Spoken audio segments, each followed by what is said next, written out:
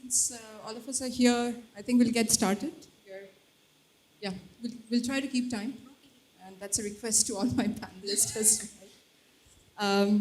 So, good afternoon once again, and a very warm welcome. And we need all the warmth today, very unlike Chennai weather.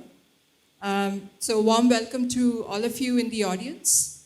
And I have with me a panel of great personalities uh, from the AT field, and I'm quite excited as a layman completely to be sitting here and leading the conversation. I hope I've prepared the right questions, and please feel free to add on. And this is a request I've already made to my panelists today. What I will try to do today is, try and get all of their perspective, considering the backgrounds each of them are from. Some innovator themselves, some have created incubators working with startups.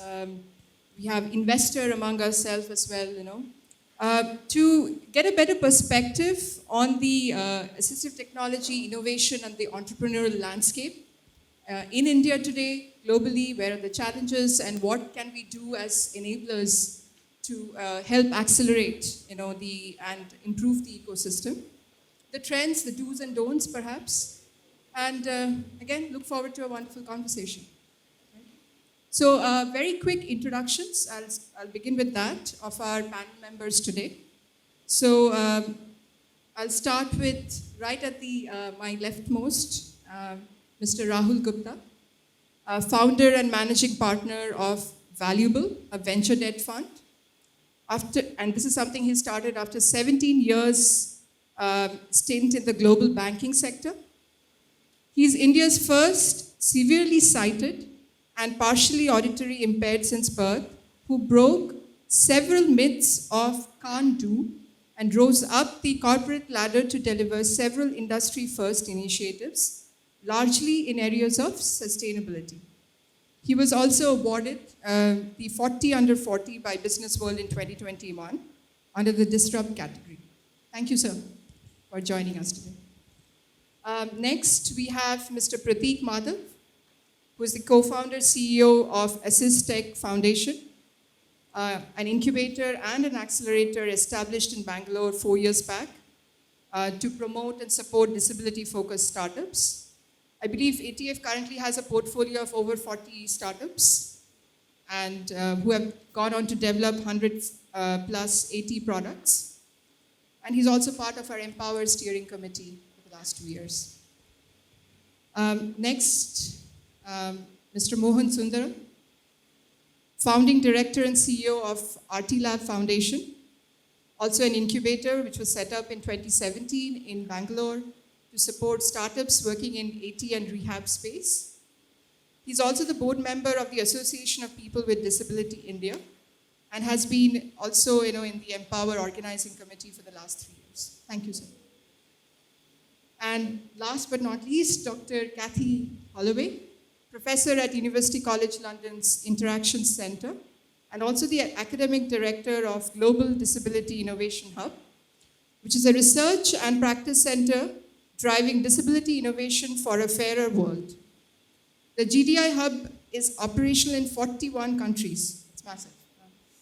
And with more than 70 partners, including WHO, and has a project portfolio of over 60 million pounds since its launch in 2016. Kathy is now building assistive products with her team for low research settings. Thank you, Kathy. So, while I was preparing these bios and going through these bios yesterday, in fact, and I came across something that obviously known to all of you, but the global report on AT, which was launched last year by WHO, co-authored by you, Dr. Kathy, as well, and which states that the number of people in need of one or more assistive products is likely to rise to 3.5 billion by 2050.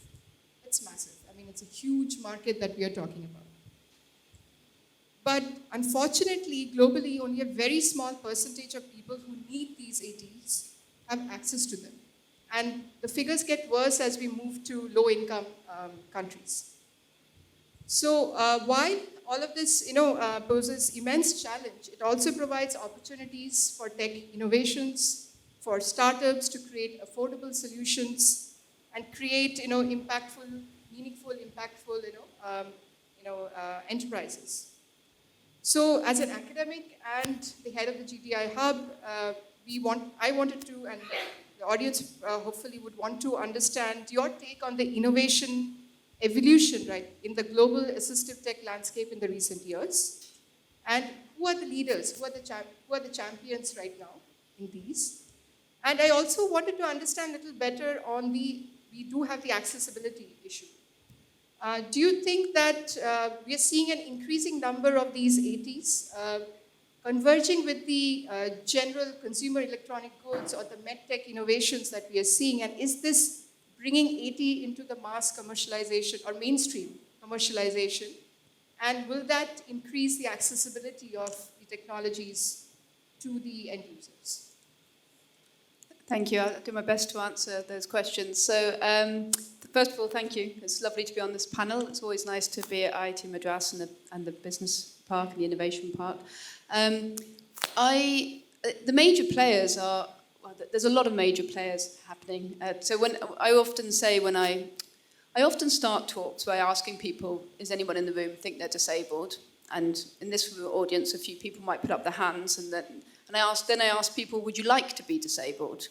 And generally, nobody wants to be disabled. And then I ask people, well, would you like to be an innovator? And generally, everybody wants to be an innovator, right? And I then give them the bad news that they will become disabled, that there's no way, if you live to old age, that you're going to not have an impairment for at least some of your life. So I think one of the things that's driving the increased investment in assistive technology is partly the fact that the human rights and the United Nations Convention and all the policies that have cascaded down from that are beginning to take root, and people are beginning to see the benefits of those. So the stigma is being overcome, and people are beginning to invest. But the other reason is because the markets are emerging as very important. Even in the UK, the cost of care is too great for the exchequer. So we are looking for examples of how we can bring down the cost of care. And so I think in terms of who are the major players, which was your first question, we've got some of them sitting up here. So there's an emerging mass of innovation coming out of India in particular. And that has been spearheaded by the great work at IIT Delhi, IIT Madras, the R2D2 lab, and also the Assist Tech Lab. And there's a really rich history here in assistive technology creation.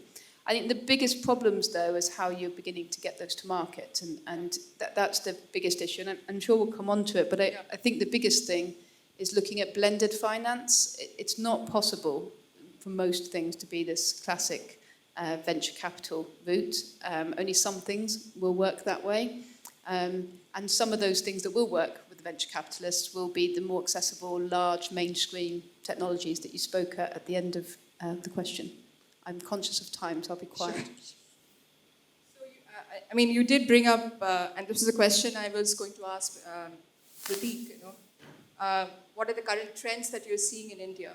I wanted her to elaborate a little bit more on the global scene, sure, and then bring it to India. So, what is the innovation landscape like in the country right now?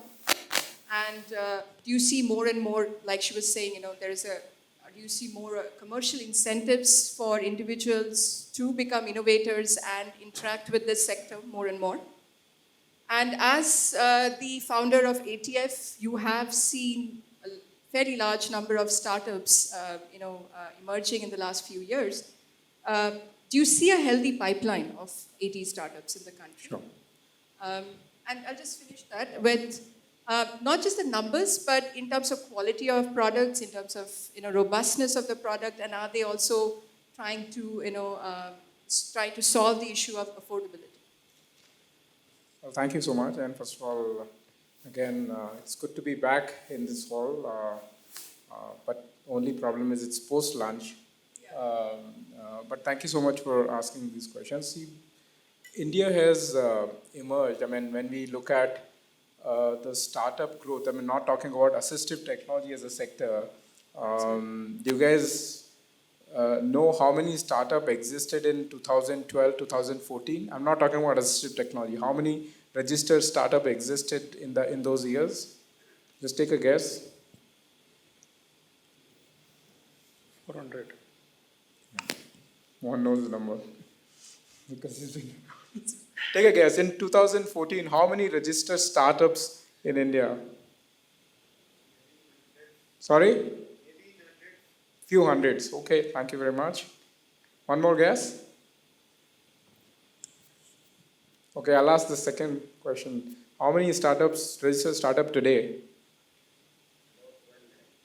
Yeah, so there were only 400 registered startup in 2012-14, and we are talking about 80 to 90,000 startups registered here. So we have seen phenomenal growth in tech innovations, and I think 30 to 40% of them are tech startups, if I'm not wrong. And hence we are seeing an emergence of not just few startups and few domain and few industries. We're talking about emergence of, startups in all aspects of life. And we can see it, right? The way we order food today, the way we are traveling, the way we are consuming content, it's all transformed. 10 years back, or 15 years back, we used to go to bank, and if you think about when did you last go to bank, you'll be laughing, isn't it? And hence, tech has changed our life. And I think what is happening today in assistive technology innovation world is what was happening, in normal ecosystem in 2010, right?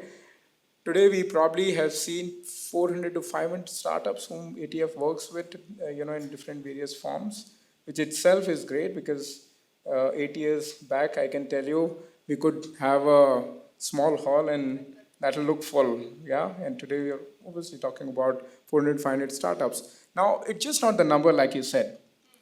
We've seen initial emergence of tech solutions existing in only particular disabilities. So we saw a lot happening in visual impairment, speech and hearing impairment, mobility, and nobody at that point understood the neurodiversity, the whole cognitive impairment area. But today I'm happy to really share with you guys that we're seeing immense technology usage in those areas as well. In fact, that cognitive impairment, intellectual disability is the area where a lot of domain experts are coming with technology solution, which is really good to see because they know the domain. They have been working day in day out with the consumers, and they are the people who are now trying to innovate. So one is the trend, not just in terms of number and use of technology, latest of greatest. We have seen people using AR, VR, computer vision, artificial intelligence, machine learning, all those, lot of things around data services, emerging. It's a lot of cross collaboration taking place. Absolutely, as well, right? absolutely. Cross sectors. Yeah, so cross sector. So one is technology in terms of the usage of technology. Other is in the disability itself. We have seen a spectrum of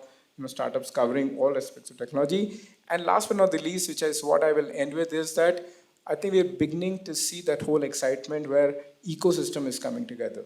Yeah, where we have government thinking about policies and frameworks. We have educational institution taking the lead on the research side. We have startups, as we spoke about. We also have investors, and I'm sure we look forward to hear more from Rahul. And also non-profits who are more open to accepting these solutions. And people with disabilities definitely, willing to try it out. So we're seeing spark happening. Whether we have made it a mature ecosystem, probably no. More work needs to be done, and that's where I think conferences like Empower these are play an important certainly. role. Thank you. Mr. Mohan,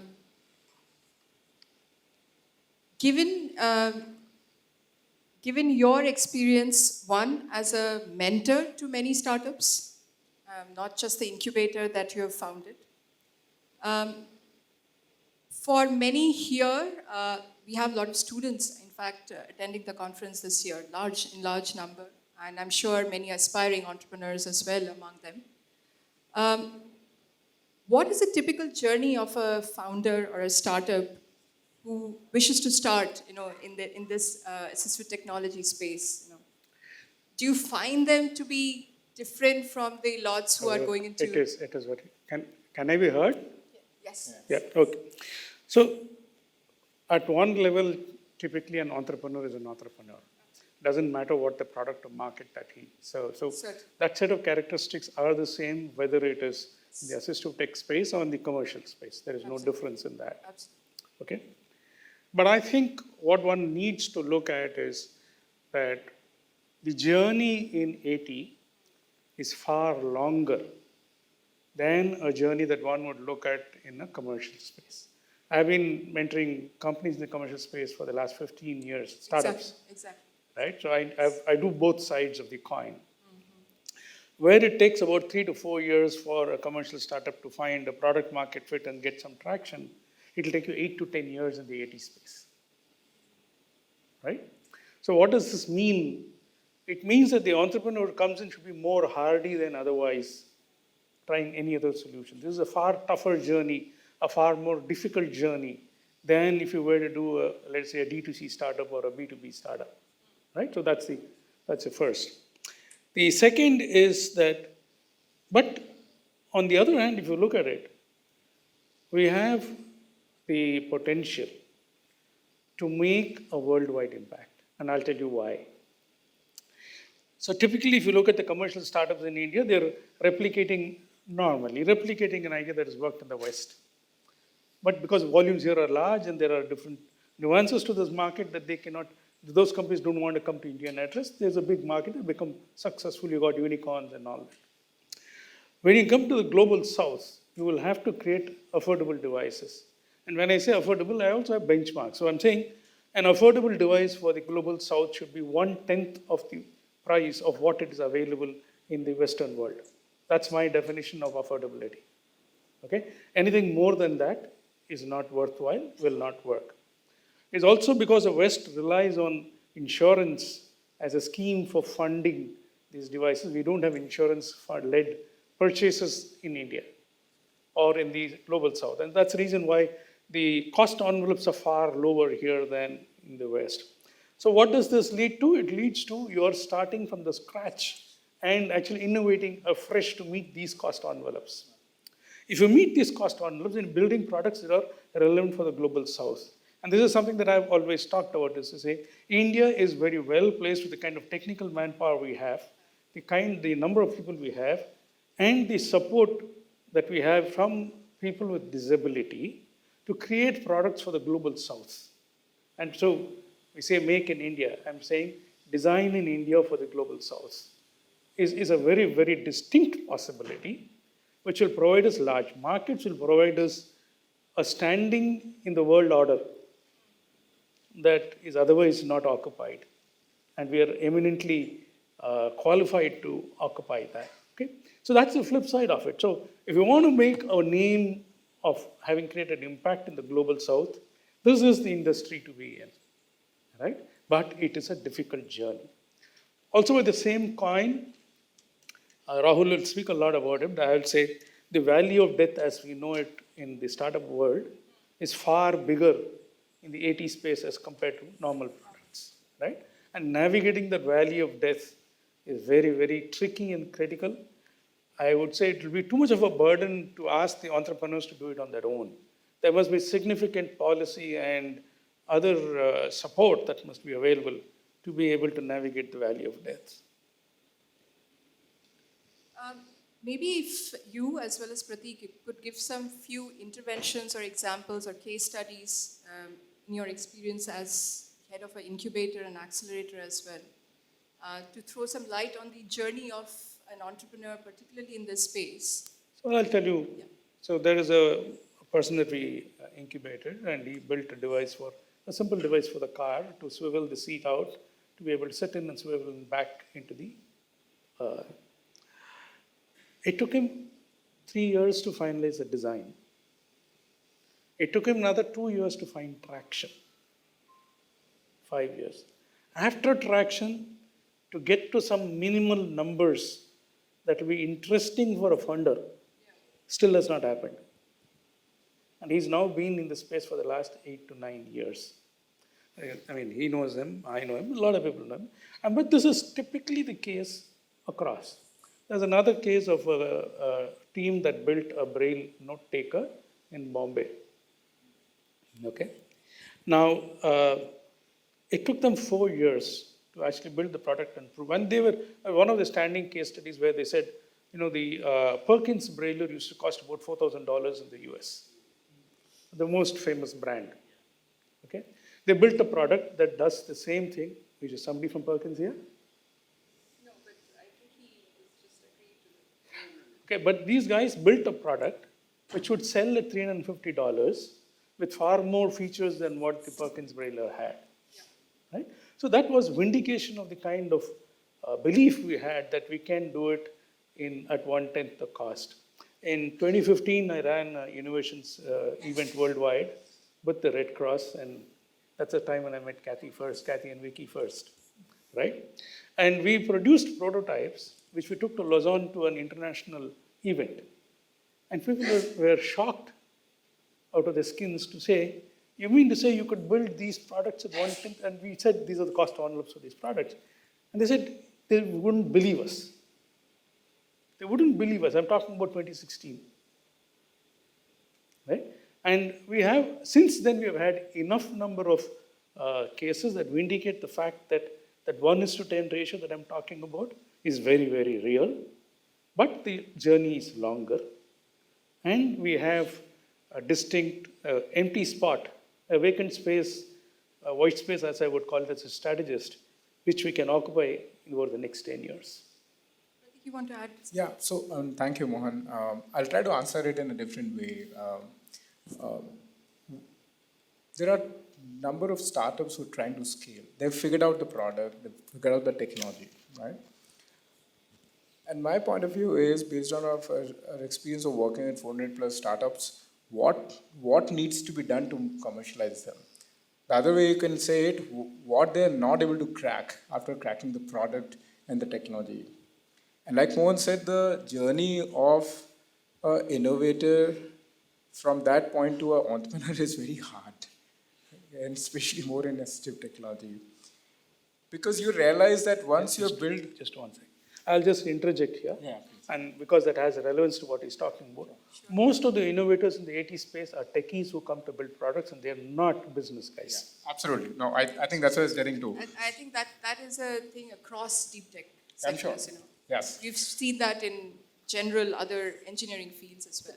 Particularly, so one thing. One of the other things, though, with the model is that oftentimes people assume a B2B. They assume that you're going to buy the product. Whereas, as an example, UNICEF is one of the biggest procurers of assistive technology. So one of the case studies from AT 2030 was that we worked with UNICEF to get a product specification for a hearing aid put into their product catalogue.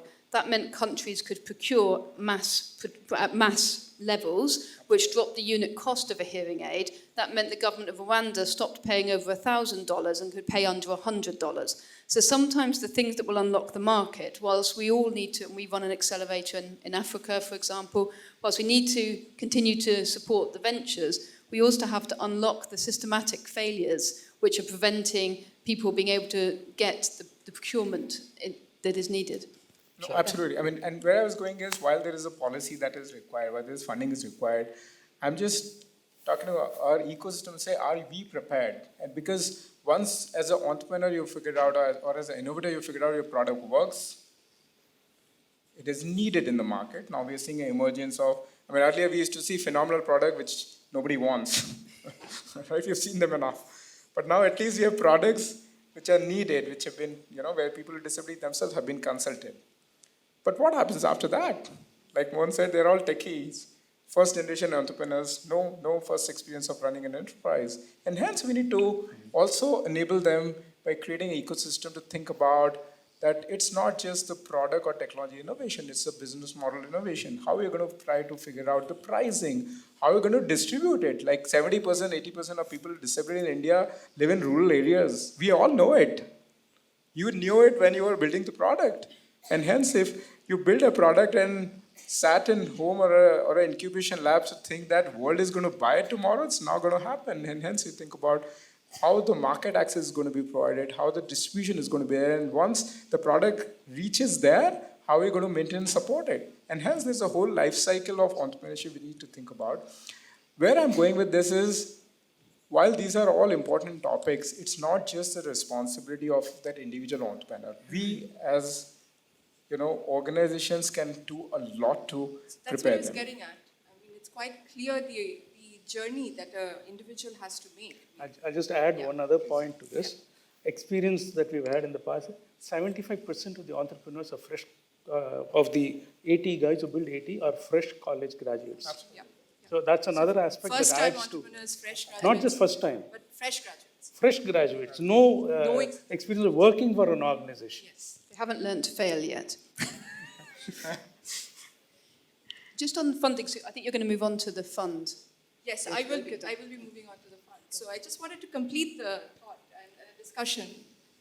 While we're talking about the difficulties and preparation, mindset preparation as well of the entrepreneur, what about the enablers as the incubator, as the accelerator? And you were just talking about that. If you can just finish. No, I think I just conclude that. And hence, what we have done at ATF is to really create that ecosystem where you bring in your technology, bring in your product, but we help you think through the whole product market fit. Think about the piloting. So we partner with at least 500 to 600 non-profits in different, disabilities. Think about investment. How are you going to pitch it? How are you going to think about market access? How are you going to, build an ecosystem of partners, because you may not be the best person who would sell these devices. If you have aspiration to go, beyond India, what are the channels of distribution you can, evaluate? And that's something which we, have tried building, as an ecosystem. We're already impacting in just 4 years, 5 lakh people with disabilities, and our aspiration as an organization is to really 10x that whole impact to 5 million people with disability. And I can tell you, while I talk about these numbers today, I firmly, believe that it's not just one organization who will be able to make that change, and that's where we need to collaborate and partner to create that ecosystem. So I'll add another dimension to that. Now, see, in the journey of a startup, there are different spaces. There's an idea, then there is an idea to product or prototype, then there's a prototype to product, then product to market fit, and then comes your other distribution scaling and all that, right? Now, typically, if you see, when the idea to product is where there's the greatest risk. People are losing their way and all that. And it's also the time when they need a lot of support. In the commercial space, typically the product technology and fit is all figured out by the entrepreneur himself. He builds the product, he does everything. And what is actually left is business model by and large. Here what happens is people don't have the skills to make products. They don't know how to design products. And even if you knew how to design, if you were to get a prototype made, it's going to take you 6 months anywhere outside, even though the elapsed time to do it is just 1 week. So unless you cut down all those cycles of iterations of design, you will not be able to cut down the time to market, right? Yeah. So you, apart from financial, you also need to have, for example, Artita, we set up a prototyping center only for that. Such facilities are not available generally. We need to set up a lot more facilities across the country to be able to crash the development cycle of the product well enough. Yeah, I've spoken enough. I think yeah. we'll get Rahul. So I think a big element in the success or in the commercialization journey of a startup is, of course, access to capital. And Mr. Rahul, you're now wearing, you've been a technologist yourself, trendsetter yourself, but now wearing a new hat of an investor. So one, we would like to understand from you, what is the funding landscape like today in India? And is there enough of the impact funds around which are able to support startups at a, I guess, the MVP stage with products that are sort of validated by the market? Are there enough investors, VCs coming forward? It has been at least from our experience, where we are primarily the deep tech, work with deep tech startups. It has been a very, very, difficult journey for many of our startups in the core engineering sectors, niche areas. What is it like in the AT, and what is it that you are trying to do differently with your fund that you have set up? Thank you so much. It's a complete pleasure to be at the IIT Madras campus and to be a part of the Empower journey. I must also share that besides wearing the hat of founder and managing partner At Valuable, I also represent Sarthak Educational Trust, an NGO that is working towards empowerment and skill building of persons with disability. You raised a very important question, and to address that, I'll just step back a year back. 17 years of corporate banking experience, worked across both India and London. In leadership roles, led several partnerships, recognized as the young disruptive leader. I thought, with the self-proclaimed chip on the shoulder, I thought arrived in life. But the reality struck as I decided to take a leap and had interactions with one of the largest people search firm, one of the firms that does CEO hirings, board compositions, talks about DE&I. Interviewed with one of the largest European banks in India, head of sustainability finance. Was interviewed by one of the largest American bank in India, $1 trillion committed to social finance, head of social finance, senior director position. 17 years back, when people asked me, how will a person with a sight impairment operate in a bank? This time the question flipped and they said, how do we hire at a leadership level? We decided to step back and have a more macro view of the situation. Looked at Fortune 500 companies, took 5 CXO positions, so 2,500 positions, and we realized in a world where an estimated 15 to 22% of the world is persons with disability, which is neuro to physical, cognitive, non-cognitive, we do not see even one. It was a clear reflection of the doom's land that we all are living in.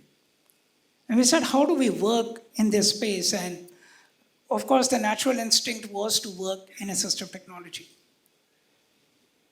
Another thing that came out as a reflection was, as soon as you hit the market and you talk to LPs to fund, to support you in the fundraise, the immediate reaction came, well, assistive technology is a great place to be. It's an impact story, but the companies cannot deliver returns.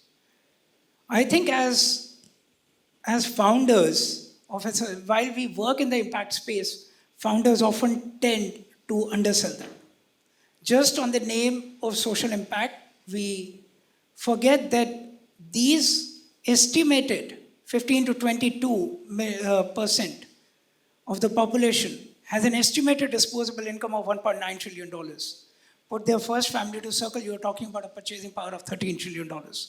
It's larger than 3 Indias put together. How can somebody just ignore it? And how can the providers of technology undersell them, calling and seeking grants? Well, of course, we need both. Not everything could be commercially viable. So we said, as Valuable, we stand on 3 pillars. Creating value, because we wanted to break the myth that profitability and passion cannot coexist. In fact, there is a study that suggests the top 1,000 companies that outperformed the world in terms of revenues and profitability were actually purpose-led. We often say that perceptions are the barriers to wisdom. So that's the first pillar. Second pillar is deliver via values. Why? The corporate culture, why there are not even one person at the top? It's been 62 years that we've been talking about women empowerment. Look at the UNDP 2023 report, will realize the reality. In India, under single digit, we have women entrepreneurs, forget about persons with disability. So he said we need to work on the cultures at the corporate level. And finally, belief in ability. Now, where I'm landing is we are working at 2 levels. We are trying to put together a culture and an ESG assessment tool where we are talking to each of these corporates. Now, as an investor, as somebody who is providing capital, you get some muscle to tune the brains of the founders. The founders believe only in their own stories, but if you're a capital provider, you're solving to their problems, there is some degree that they start listening to you. And I'll give you an example. We were speaking to one of the largest B2C brands in the country, direct to consumer. Majority of us sitting here will often be ordering our groceries. Now, we were having a conversation that if your app could be voice enabled, probably I told them that, my mother who is not very tech savvy could tap into it. Our domestic help could tap into it, who has a literacy barrier. And my young child would love to talk and interact with devices. And the person suddenly jumped and said, but we thought it's an expensive solution. We said, probably enabling a voice over an end-to-end enablement doesn't cost really, more than what, uh, around 30 to $40,000. Now it's already a unicorn company, and the founder jumped. Now, subtly, what did we do? We broke barriers. Now, what we are trying to do, while there's some incredible innovation happening, we are trying to sensitize the market and say, expand your net, and this is the consumer you want to tap in. When we are evaluating one of the real estate companies, while people might think that putting a ramp is an incremental cost, using that ramp as an advertising collateral increases ROI. And that's how the corporate world likes to think. See, let's be honest, right? The capitalists are paid to be capitalist. It's important we talk their language. Now, subtly, and things do mainstream. Look at Lenskart, it's my favorite example, a company that sells its assistive solution. It's a $5 billion plus company, and one of the co-founders is wheelchair bound. But who today thinks of it like that? So at one end, Valuable is trying to push culture as a philosophy. At the same time, we are extremely excited to partner with the friends on our right. So Prateek, for example, I've known him, I think for the last 6 months, we've known each other, and what an incredible work he's doing. I had an honor of meeting Mohan sir yesterday. I think if some of us collaborate, at one end, being a growth fund, while some of these companies have not cut there, but as the demand expands, and being an economist myself, demand creates its own supply. Demand will ask for innovation, and the innovation is already happening. If the two will start converging, we are bound to see an impact. And we are committed. While this is the first one, we'll soon be coming out with the C2 Series A fund as well, which will complete an end-to-end journey. And we'll love to collaborate and partner with great friends like Prateek, Mohanji, and many more to see that we are able to take these companies to scale. But at the same time, the global corporates are not thinking of it as charity, but really think of them as consumer. And then automatically the right respect comes. So my only humble request from this forum is, one, the minute we talk of assistive technologies, let's try to detach ourselves. While we are creating impact, but let's try to detach the word impact with muted returns. I think market love returns, and we have the right consumer demand with us, we have the right numbers with us to create that impact. People need to love purple as a color. Sorry, a long answer to your simple question. So basically, we are still in the early days in terms of creating awareness among the VC community, or what is the maturity level of investment? Right So now? people like this space, people like the technology, people like scale. And that's where we say scale, return, and sustenance is non-negotiable. See, I can only give you an example that as we expanded our thesis, today we are working with a couple of portfolio companies, and I'm delighted to share that 80% of them see value in making their portfolios accessible. And of course, the interest of the investing community could be gauged from the fact that we've been getting overwhelming response from the investor. Of course, now it's on us and the portfolio companies to demonstrate that returns could be generated. So as philosophy, we have not limited ourselves to assistive. Honestly, there's not enough market for a growth fund to absorb $100 million there. Thank you. So I think Kathy wanted to add. Sorry, I didn't mean to cut you off. I was just going to add that you asked me at the very beginning who are the major players and whether or not there's a lot of investment happening in this space. And I was sitting here thinking, as you were speaking, that I think there's growth in this space, because when I first came and I first met you many years ago, nobody was thinking about investing in assistive technology.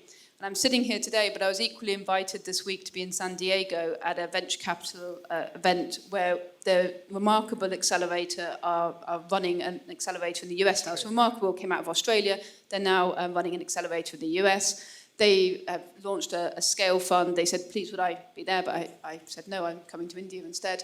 But the fact that there's choice, the fact that it's beginning to be this problem where you're being invited to a couple of places where there's funds being announced. We're going to launch just a much smaller fund than you, but a £10 million assistive technology growth fund, but for very much low-income settings, lower, like looking at the bottom of the pyramid and how do we use blended capital to begin to invest in solutions that will reach those people in the last mile, or help people in countries, say like Sierra Leone, where the infrastructure is not as advanced as it is in other nations. So I think there is a growing sector and space, but it is still fragmented.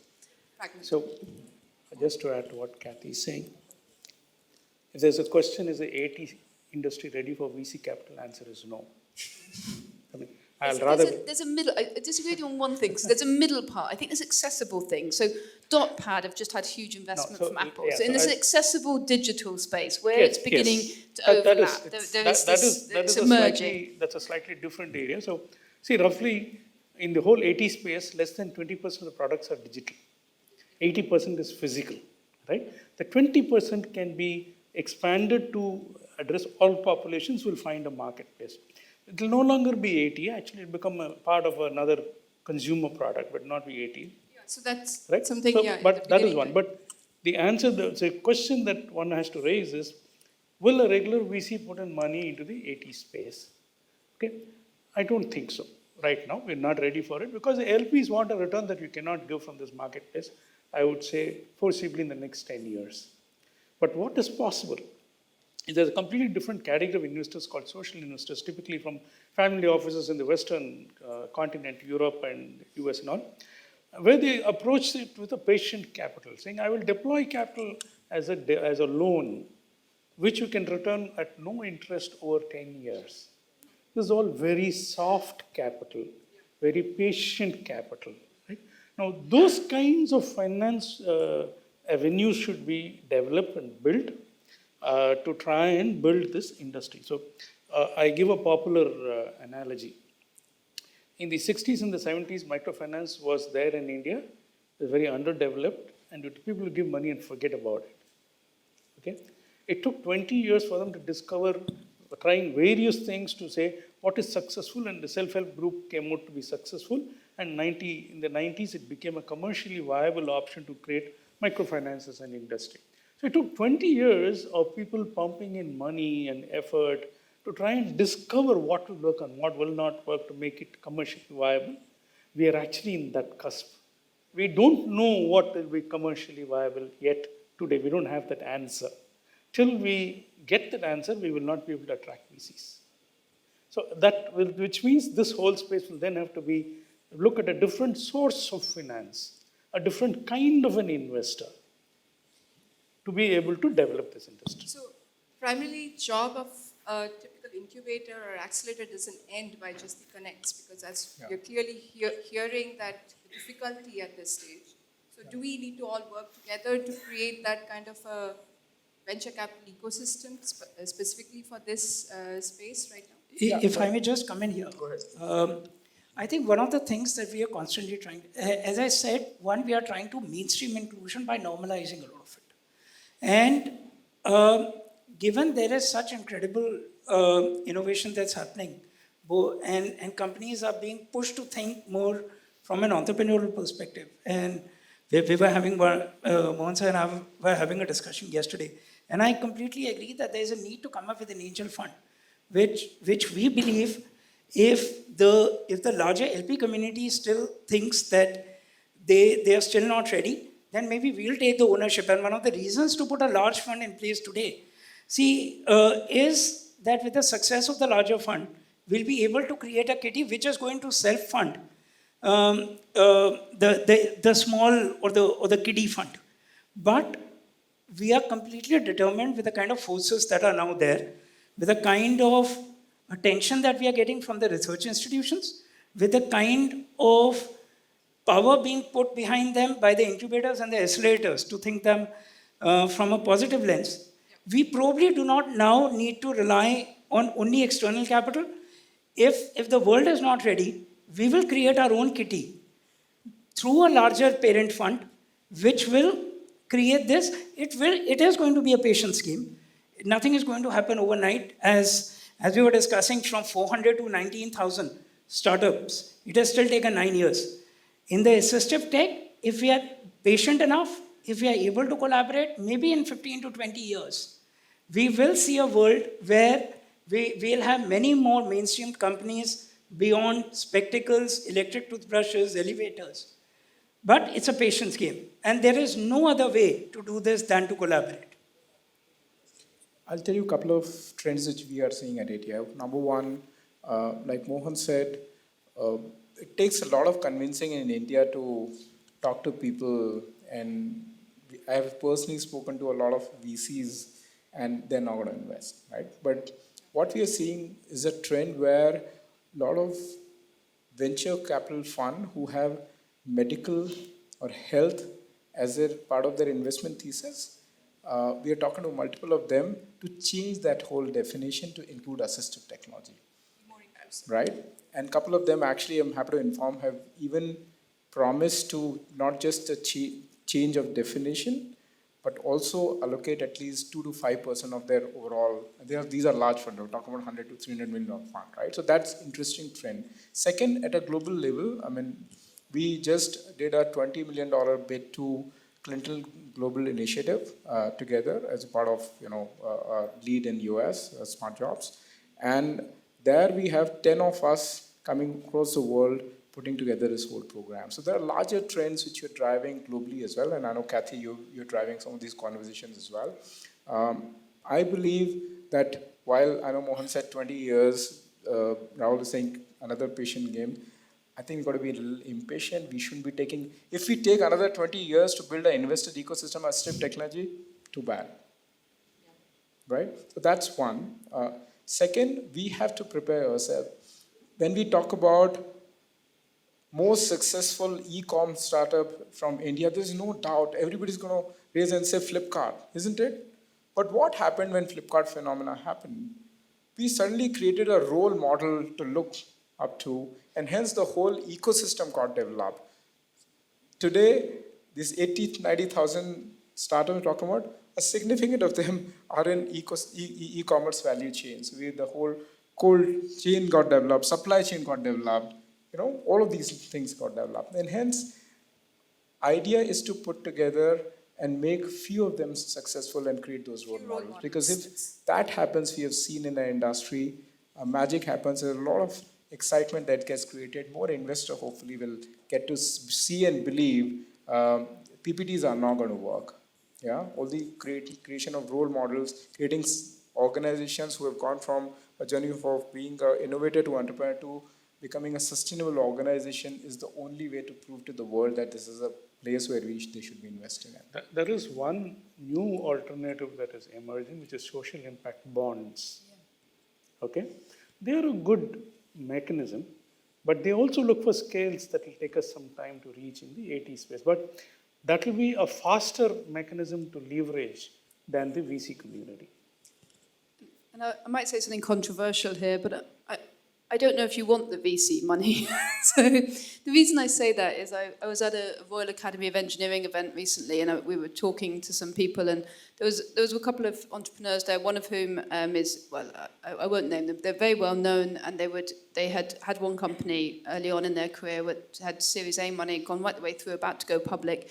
And the VC had squeezed them so hard that 2 of the founding members had breakdowns, and the company eventually closed. And he was saying to me the only reason he takes part in these Royal Academy of Engineering events is because he wants to protect young entrepreneurs from the crush that can come with some types of investment. And I think if we're looking at people who are coming... speak louder? Okay, sorry. If we're looking for people to come and we're looking for people to innovate in this space, and we know that we need patient capital, then I do think the social bonds and more the blended finance models, along with some of the venture capitalists that have this social angle within their ethos, is important. So one piece of data. If you look at assistive tech worldwide, there's, as far as I know, there's only one company that has gone IPO. Rewalk, exoskeleton company. The largest in the mobility space, Osur and Autobok, are privately held companies. They don't have external investments. So I'm saying it is not something that's peculiar to India. This is across the world, right? Not only should we develop, when the world develops, that momentum will also lift us up. That will happen. But I think we have to rise faster than the world, using our levers that we have with respect to technology, cost of manpower, frugal innovations, and all that. And we should ride the wave faster than somebody else. It's already 4 o'clock, so I think we can open it up to some questions from the audience.